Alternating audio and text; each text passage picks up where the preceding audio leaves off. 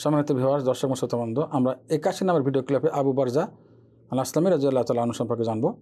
তার নাম এবং তার উপনাম। তার নাম হলো আবু বারজা আল আসলামী, রাসূলুল্লাহ সাল্লাল্লাহু আলাইহি ওয়াসাল্লাম সাহাবী। তার নাম আসল নাম, এটা আবু বারজাটা কুনিয়া, যাকে উপনাম বলা হয়। এবং তার আসল নাম হলো নাদলাহ ইবনে ওবাইদ, এটাই সহি কথা। কেউ কেউ বলেছেন নদলা ইবনে আমর, কেউ বলেছেন নদলাহ ইবনে আয়েদ, কেউ বলেছেন নদলা ইবনে আবদুল্লাহ, কেউ বলেছেন খালেদ ইবনে নদলা, ইত্যাদি নাম তার এসেছে। ইবনে সাদ বলেছেন তিনি অনেক আগে ইসলাম গ্রহণ করেন এবং ফাতে মক্কা বিজয়ে তিনি সামিল হয়েছেন। হাফেজ যাহাবি আরও বলেছেন যে তিনি খাইবারের যুদ্ধেও কি হয়েছেন, সামিল হয়েছেন, শরীক হয়েছেন। আবু নাঈম বলেন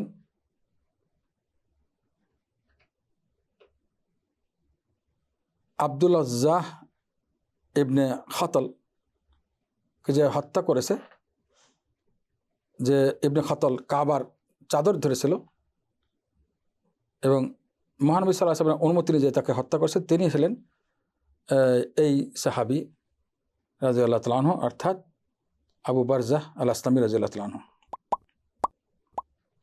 জাদুল মাআদ কিতাবের 3 নম্বর খণ্ড 441 পৃষ্ঠা এবং ইবনে সাদও এটা উল্লেখ করেছেন।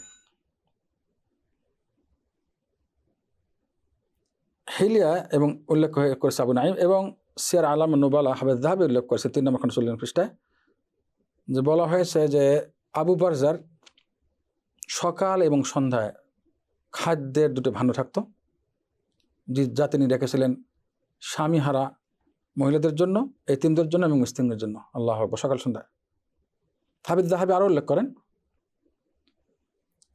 তিনি রাত্রে সালাত আদায় করতেন, ওযু করতেন এবং নিজের পরিবার পরিজনকেও কি করতেন, ওঠাতেন রাত্রের সালাতের জন্য।